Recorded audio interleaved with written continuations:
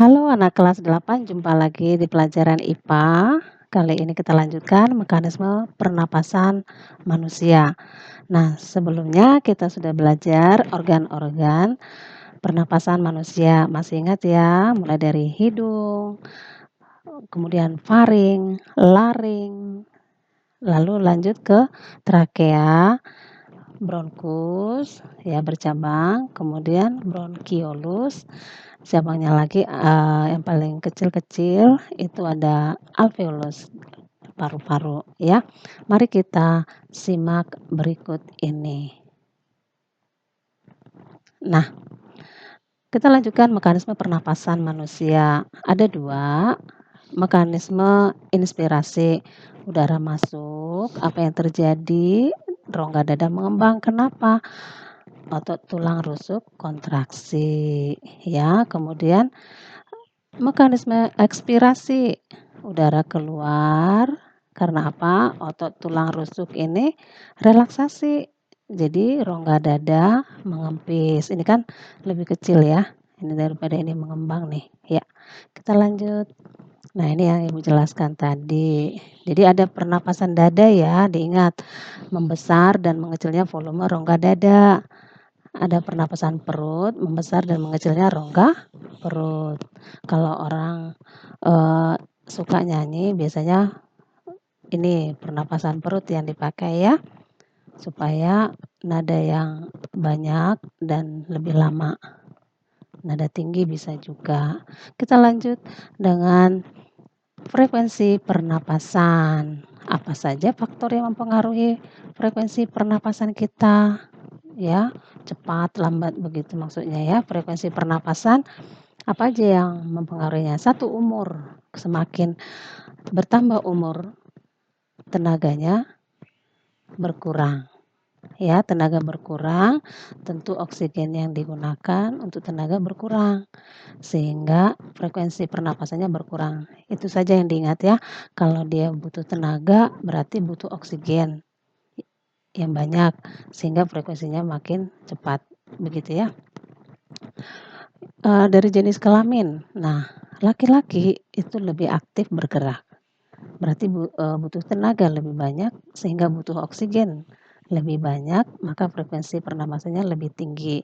Suhu tubuh, semakin tinggi suhu tubuh, maka frekuensi pernapasan semakin tinggi. Nah, kemudian posisi tubuh, kalau berdiri kita butuh tenaga, butuh oksigen lebih banyak. Berarti frekuensi pernapasan lebih banyak dibanding duduk berbaring santai ya. Kegiatan, kalau makin aktif berarti butuh tenaga lebih banyak, oksigennya lebih banyak. Ya, seperti itu. Jadi ada 5 faktornya. Kemudian volume pernapasan. Maksudnya seperti apa sih volume pernapasan? Misalnya gini, kita mencium aroma yang kita semakin mencari aroma itu apa sih? Coba dicium sampai dalam menghirupnya ya. Nah, itu berapa volume udaranya di dalam tubuh kita. Nah, seperti ini dia. Ada macamnya. Disebut volume tidal. Volume tidal ini volume udara keluar masuk paru-paru saat tubuh melakukan inspirasi dan ekspirasi normal. 500 ml. Volume cadangan ekspirasi, volume udara yang masih dapat dikeluarkan secara maksimal dari paru-paru setelah melakukan ekspirasi biasa 1500 ml. Kemudian volume cadangan inspirasi, itu volume udara yang masih dapat dimasukkan ke dalam paru-paru setelah melakukan inspirasi biasa 1500 ml. Kemudian ada volume residu, volume udara yang masih tersisa di dalam paru-paru meskipun sudah dikeluarkan maksimal. Ada yang sisa 1000 ml. Kapasitas vital paru-paru berarti jumlah dari volume tidal, volume cadangan ekspirasi, volume cadangan inspirasi, totalnya 3500 ml. Ada lagi disebut kapasitas total paru-paru, yaitu semuanya. Kapasitas vital ditambah residu, jadi 4500 ml. Itu jenisnya ya. Kemudian gangguan pada sistem pernapasan dan upaya menanggulanginya.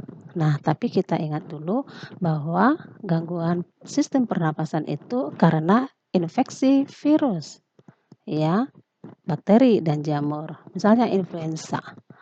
Influenza ini karena infeksi influenza virus. Demamnya 39 lebih ya. Bersin, rongga hidung gatal ya. Nah, virus influenza ini keluar kalau batuk si penderitanya ya, sehingga tersebar melalui udara ya dan menyentuh permukaan yang terkontaminasi virus. Lalu dia menyentuh mulut dan mata. Agar tidak tertular, mari kita gunakan masker dan rajin cuci tangan. Kemudian tonsilitis. Tonsilitis ini sehari-hari kita sebut ya radang tenggorokan ya. Tonsil amandelnya mengalami peradangan. Ini demam, batuk biasanya ya. Ini oleh virusnya jenis virus adenovirus, rhinovirus, influenza dan coronavirus. Nah, kalau sekarang disebut COVID-19, berarti ini coronavirus jenis baru. Jadi dari dulu pun sudah ada coronavirus ya. Ya benar untuk dia mengganggu pernapasan kita. Nah, kalau dengan bakteri, tonsilitis ini bakterinya adalah Streptococcus. Kita lanjut faringitis, berarti di faring ya, infeksi pada faring. Itu oleh virus adenovirus, rhinovirus, orthomisovirus, dan coronavirus. Kalau dengan bakteri, nama bakterinya adalah Streptococcus pyogenes. Bagaimana cara menanganinya? Biasanya diberi antibiotik dan antifungi. Lalu kita harus memakan makanan yang bergizi agar imun kita kuat ya melawan virusnya dan bakterinya. Kemudian kita lanjut pneumonia, infeksi bronkiolus dan alveolus. Jadi ini pada bronkiolus dan alveolus diingat. Ada gangguan pneumonia namanya karena oleh bakteri Streptococcus pneumoniae. Di sini terdapat cairan kental yang dapat mengganggu pertukaran gas pada paru-paru. Kemudian kita lanjutkan tuberkulosis. Karena apa? Ini karena bakteri. Namanya Mycobacterium tuberculosis. Sekarang sering disebut TB ya, TB. Nah, agar tidak menyebar, imunnya harus kuat. Kalau imunnya lemah bagaimana? Bisa sampai bakterinya ke peredaran darah dan sistem limfa. Nah, gejala TBC bisa dibaca ya. Ini gambar paru-paru yang TBC. Ini bakteri Mycobacterium tuberculosisnya. Ya, kita lanjut. Asma. Asma ini disebabkan oleh faktor lingkungan ya. Jadi ada masuk zat kimia namanya prostaglandin dan histamin. Ya, ini biasanya dari asap rokok, debu, bulu hewan peliharaan. Ini dapat memicu penyempitan saluran pernapasan yang ini nih. Kalau asma seperti ini jaringannya, kalau ini yang normal. Nah, kalau ada penyempitan maka sesak napas ya, pernapasan tidak lancar. Lalu apa yang dilakukan? Hindarilah pemicunya tadi, ya kan? Asap rokok, debu, bulu hewan peliharaan. Kita lanjut kanker paru-paru. Nah, ini karena pertumbuhan sel-sel yang tidak terkendali dan pada jaringan paru-parunya ya. 85% itu karena merokok. Ya. 15% itu faktor keturunan atau juga karena lingkungan. Faktor lingkungan misalnya perokok pasif, menghirup debu asbes, udara kotor. Ya. Gejalanya ini. Ini gambarnya paru-paru sehat, ini kalau yang kanker paru-paru.